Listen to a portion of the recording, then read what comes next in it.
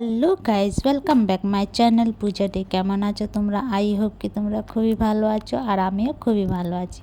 তো এই যে এই খেলটা ছোটোবেলা আমরা খুব খেলতাম বন্ধুদের সঙ্গে, খুব মজা আসতো, খুব ভালো লাগতো। আজকে সব বন্ধু ওরা সব দূরে দূরে, কে কোথায় আছে জানি না। তো এই যে বাবু আমার সঙ্গে খেলছিল, খেলতে খেলতে ও শিখে গেল। তো আমারও খেলতে খেলতে মন উগে গেছিলো, ও শিখে গেল। তো ওকে বললাম তোর চোখ বন্ধ করে দিই, তুই একটু যেমনি সাজানো ছিল অমনি সাজিয়ে দেখা। তো ওকে চোখ বন্ধ করে দিলাম, তো সাজাচ্ছিল। তো পুরোপুরি সই একদম ঠিকভাবে সাজিয়েছে।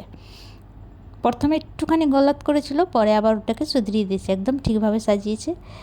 তো চলে গেলাম ফির রান্নাঘরে রান্না করতে। তো এখানে দেখো একটা ছোটো বাটিতে 2-3 চামচের মতন আমি দুধ নিয়ে নিলাম, মানে চামচ কি হাতা। আর 1 চামচের মতন আমি চিনি নিলাম, 1 চামচের মতন আমি ইস্ট নিলাম, আর একটু নুন নিলাম 1/2 চামচের মতন।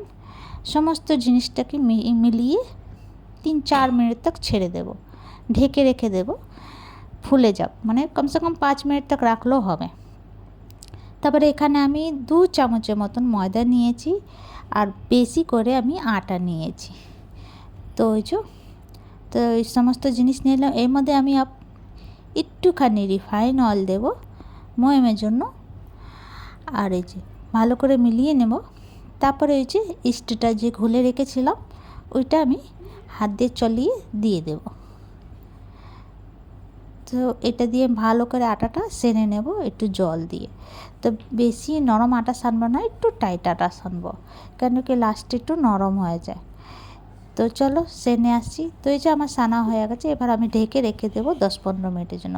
ওর আগে আমি একটুখানি রিফাইন অয়েল লাগিয়ে রেখে দিয়েছি। তো চলো ঢেকে রেখে দিলাম। 10-15 মিনিট পরে আবার আসলাম। তো এই যে দেখো আমার আটাটা ফুলে ডবল হয়ে গেল। তো এবার আবার ভালো করে একটু মিলিয়ে নেব।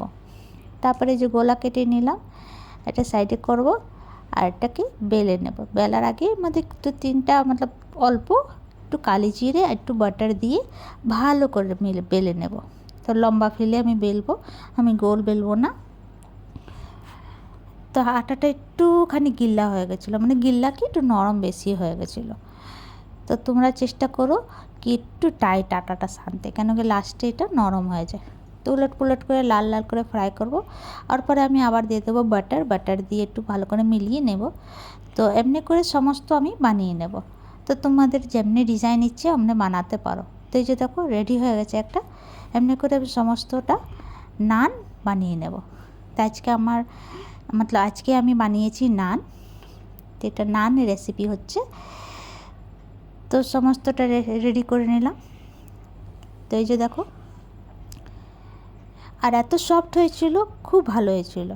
তো এই যে দেখো আমার নান রেডি। তো তোমাদেরকে আমার ভিডিওটা কেমন লাগলো, ভালো লাগলে প্লিজ লাইক শেয়ার কমেন্ট করো, সাবস্ক্রাইব করে দিও। আবার নতুন ভিডিওর সঙ্গে দেখা হবে। তো তোমরা সবাই ভালো থেকো, সুস্থ থেকো, বাই বাই, টেক কেয়ার।